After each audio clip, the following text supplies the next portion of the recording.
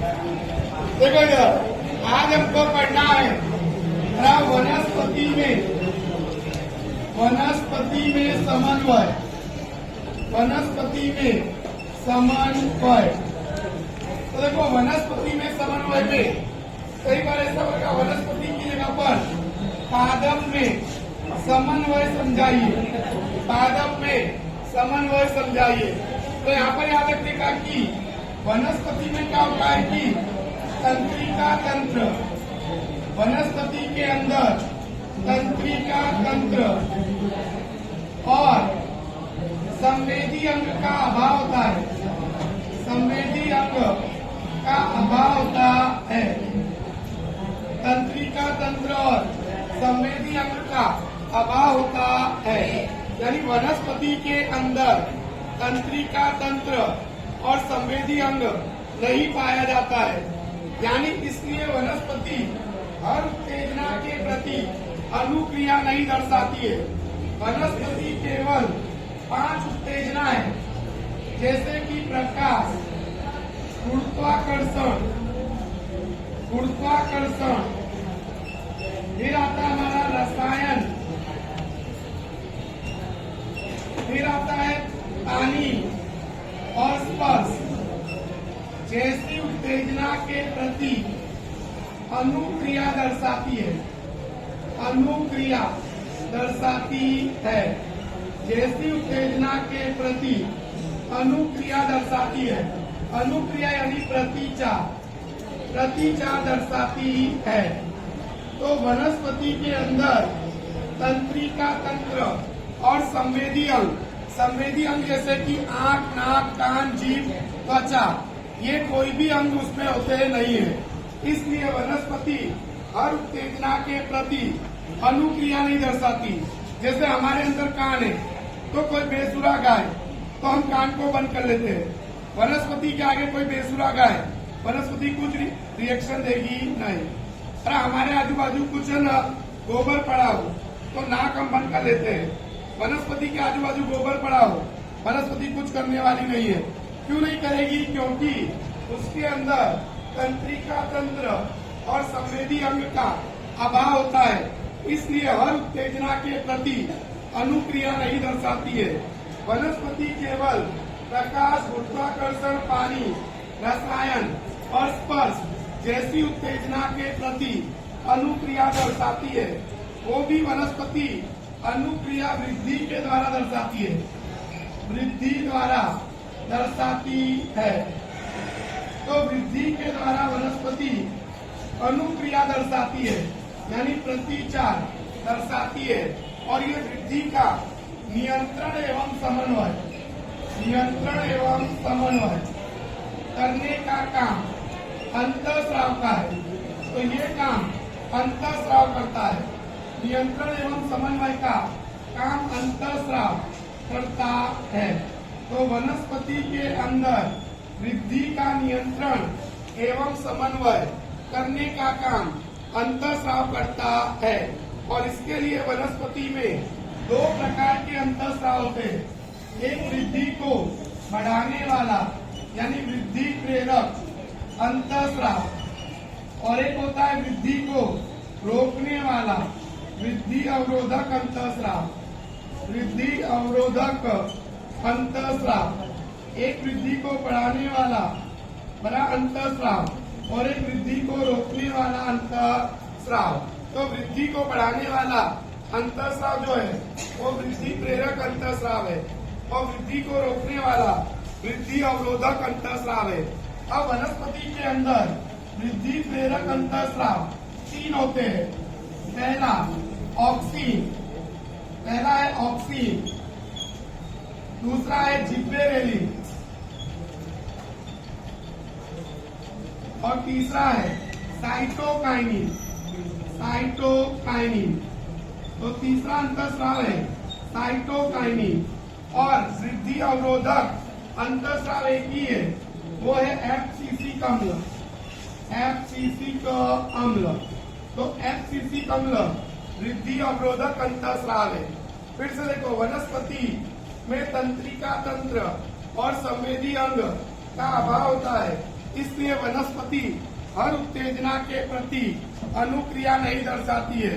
वनस्पति प्रकाश, गुरुत्वाकर्षण, पानी, रसायन, स्पर्श जैसी उत्तेजना के प्रति अनुक्रिया दर्शाती है। वनस्पति उत्तेजना के प्रति अनुक्रिया वृद्धि के द्वारा दर्शाती है और ये वृद्धि का नियंत्रण एवं समन्वय करने का काम अंतःस्राव का है। इसलिए वनस्पति में दो प्रकार के अंतःस्राव पाए जाते हैं, एक वृद्धि को बढ़ाने वाला वृद्धि प्रेरक अंतःस्राव और एक वृद्धि को रोकने वाला वृद्धि अवरोधक अंतःस्राव। वृद्धि प्रेरक अंतःस्राव 3, ऑक्सिन, जिबेरेलिन, साइटोकाइनिन। वृद्धि अवरोधक अंतःस्राव 1, एफसीसी अम्ल, एफसीसी का अम्ल। अब देखो ऑक्सिन जो है, ऑक्सिन परों के अग्रभाग में बनता है, परों के अग्रभाग में उत्पन्न होता है। परों के अग्रभाग में यानी कि परों किसको कहते हैं, तो ये जमीन है। वनस्पति का जो भाग जमीन से ऊपर होता है यानी बाहर होता है, हवा में होता है, उसको हम बोलते हैं परों। और उसमें आता है तना और आता है पत्ते। तो तने और पत्ते का समावेश किसमें होता है, परों में, परों के अंदर होता है। जबकि मूल जो होता है वो जमीन के का होता है अंदर, मूल जमीन के का होता है अंदर होता है, मूल जमीन के अंदर पाया जाता है। तो परों के अग्रभाग में कौन उत्पन्न होता है, ऑक्सीन। तो ऑक्सीन कहाँ पर बनता है, तो परों के अग्रभाग में उत्पन्न होता है। तो परों के अग्रभाग में ऑक्सीन उत्पन्न होता है और ये कोशिका की लंबाई को बढ़ाता है, कोशिका की लंबाई को बढ़ाता है, कोशिका की लंबाई को बढ़ाता है। तो कोशिका को लंबाई को बढ़ाता है, जिससे क्या होता है कि तना लंबा हो जाता है, तना लंबा बनता है। तो आपको लिखने का कि ऑक्सीन परों के अग्रभाग में उत्पन्न होता है, कोशिका की लंबाई को बढ़ाता है, जिसके कारण जिसका तना जो है वो लंबा हो जाता है और पौधा लंबा बनता है। तो ये तना लंबा बन जाएगा, जिससे पौधा क्या हो जाएगा, लंबा हो जाएगा, क्योंकि ये कोशिका की लंबाई को क्या करेगा, बढ़ाएगा, जिससे तना लंबा बनता है। और जिबेरेलिन जो है वो भी वृद्धि प्रेरक अंतःस्राव है, लेकिन ये क्या करता है कि कोशिका की चौड़ाई को बढ़ाता है, कोशिका की चौड़ाई को बढ़ाता है, जिसके कारण जो तना है वो तना मोटा बनता है, तना मोटा बनता है। तो तना मोटा बनता है। तो लिखने का कि जिबेरेलिन कोशिका की चौड़ाई को बढ़ाता है और जिसके कारण तना मोटा बनता है। अब आता है साइटोकाइनिन। तो यहाँ पर देखो जिबेरेलिन क्या करेगा, कोशिका की चौड़ाई को बढ़ाएगा, कोशिका की चौड़ाई को बढ़ाता है, जिससे तना जो है वो मोटा बन जाता है, तना क्या बन जाता है, मोटा। अब आता है हमारा साइटोकाइनिन। तो साइटोकाइनिन क्या करता है कि कोशिका विभाजन को प्रेरित करता है, कोशिका विभाजन को, कोशिका विभाजन को प्रेरित करता है। इसलिए वहां पाया जाता है जहां पर कोशिका विभाजन तीव्र होता है, जहां पर कोशिका विभाजन तीव्र होता है वहां पर ये पाया जाता है। जहां पर कोशिका विभाजन कैसा होता है, तीव्र, वहां पर पाया जाता है।